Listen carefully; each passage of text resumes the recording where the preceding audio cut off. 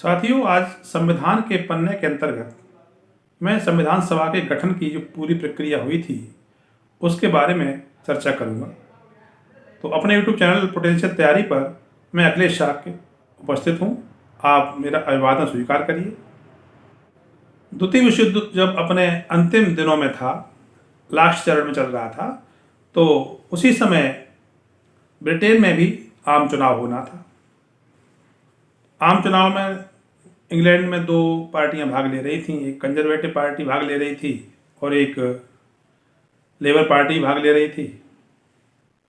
तो labour party का नेतृत्व जो कर रहे थे वो क्लीमेंट एटली थे। तो लेबर पार्टी के घोषणा पत्र में भारत की आज़ादी को लेकर भी कुछ बातें दर्ज थीं। इंग्लैंड के आम चुनाव में लेबर पार्टी ने बहुमत हासिल किया और सर क्लीमेंट एटली ब्रिटेन के प्रधानमंत्री बने। लेबर पार्टी की सरकार जुलाई 1945 के आम चुनाव में बन गई थी। हालांकि इसी दौरान इंग्लैंड ने द्वितीय विश्व युद्ध भी जीत ही लिया था। जब क्लीमेंट एटली ने हाउस ऑफ कॉमन्स में घोषणा की थी 1946 में कि भारतीयों को भी स्वतंत्र होने का अधिकार है, क्योंकि क्लीमेंट एटली को भी ये पता था कि भारतीय नेता काफ़ी लंबे समय से भारत की आज़ादी के लिए संघर्ष करते चले आ रहे हैं। उनके संघर्ष को देखते हुए क्लीमेंट एटली ने house of Commons and parliament का सदन है, हाउस ऑफ कॉमन्स, उसमें घोषणा कर दी कि भारतीयों को भी स्वतंत्र होने का अधिकार है। लिहाजा क्लीमेंट एटली ने अपने कैबिनेट मंत्रिमंडल से 3 मंत्रियों को भारत भेजा। उनमें 3 मंत्रियों में थे Pethick Lawrence, sir Stafford Cripps और A.V. अलेक्जेंडर। 3 कैबिनेट मंत्री जो भारत आए थे वो कैबिनेट मिशन कहलाया। इस कैबिनेट मिशन में पैथिक लॉरेंस इसके अध्यक्ष थे, स्टैफोर्ड क्रिप्स और A.V. अलेक्जेंडर ये दोनों लोग सदस्य थे। ये 1946 में भारत आते हैं और यहाँ भारतीय नेताओं से बातचीत करते हैं और उनका कहना होता है भारतीय नेताओं से कि आप ऐसा करिए, अपना संविधान बना लीजिए और हमारी सरकार आपको आज़ाद कर देगी। संविधान बनाने के लिए कैबिनेट मिशन ने सुझाव दिया कि पहले आप एक संविधान सभा का गठन करिए। तो 3 सदस्यीय कैबिनेट मिशन जो ब्रिटेन से भारत आया था, उसी कैबिनेट मिशन की संस्तुति के आधार पर भारत में संविधान सभा का गठन किया गया। संविधान सभा के गठन का जो प्रोसेस कैबिनेट मिशन ने बताया था उसमें ये बात रखी गई थी कि संविधान सभा के सदस्यों का जो चुनाव होगा वो प्रांतीय विधानसभाओं के सदस्यों द्वारा किया जाएगा।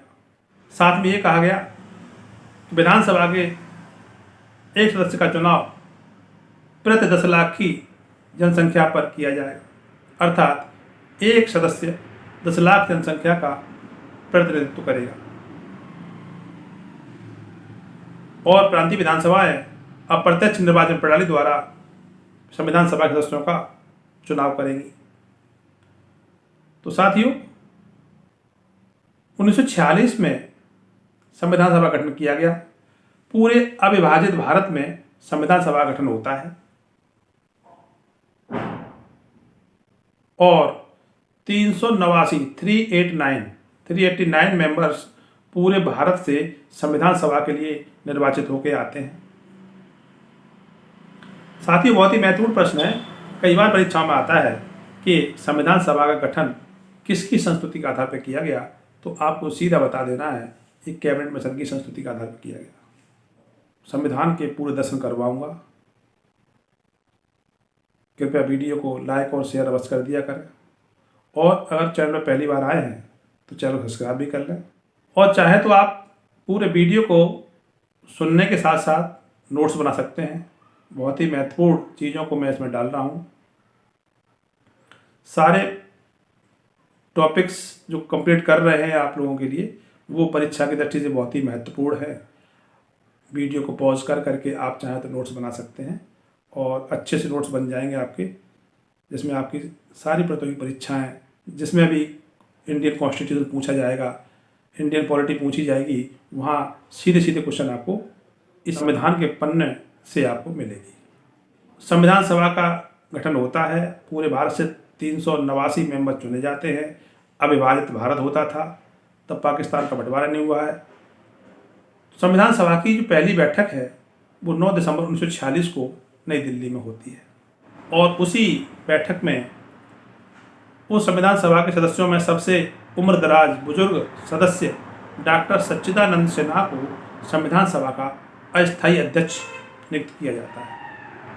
हालांकि 2 ही दिन बाद 11 दिसंबर 1946 को डॉक्टर राजेंद्र प्रसाद को संविधान सभा का स्थायी अध्यक्ष बनाया जाता है।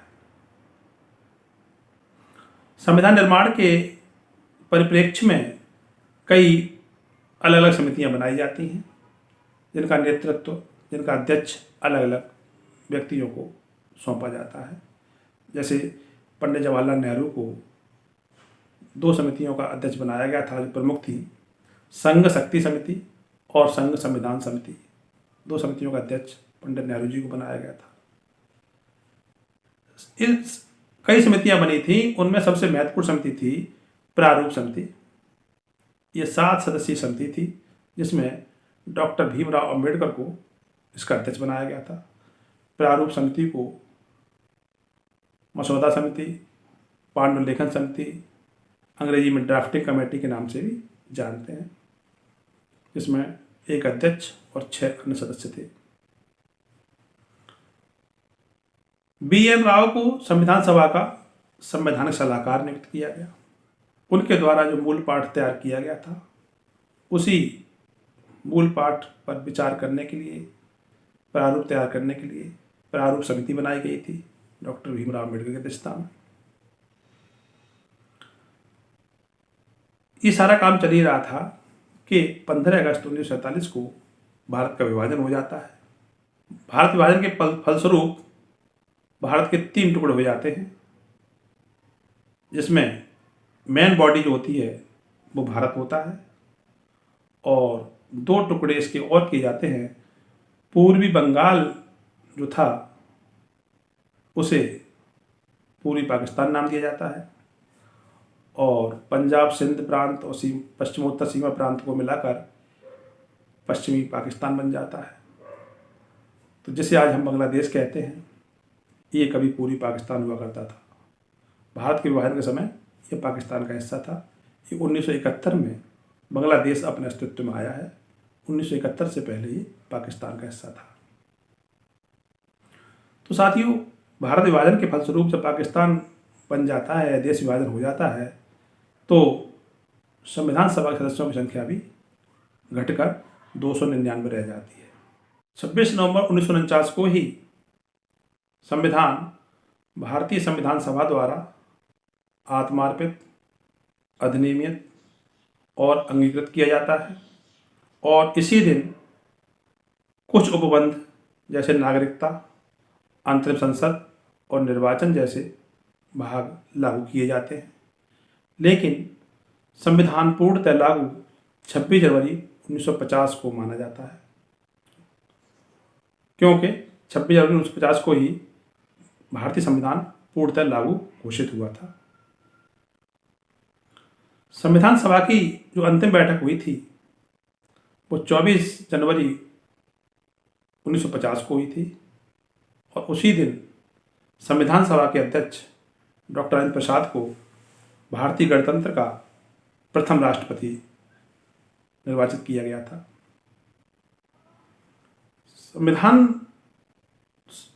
का जो निर्माण हुआ है, उस दौरान इस पर 3 वाचन हुए थे।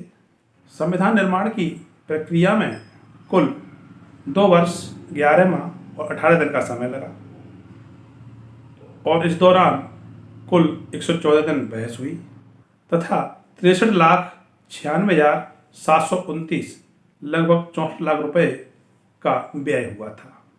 भारतीय संविधान 26 जनवरी को ही लागू क्यों किया गया, इसका एक और कारण है जिसका जिक्र मैं अगले वीडियो में करूँगा आपसे। अगर वीडियो अच्छा लगे तो उसको लाइक कर देना, कमेंट कर देना, और चैनल सब्सक्राइब नहीं किया है तो कृपया करके चैनल को सब्सक्राइब भी कर लीजिएगा।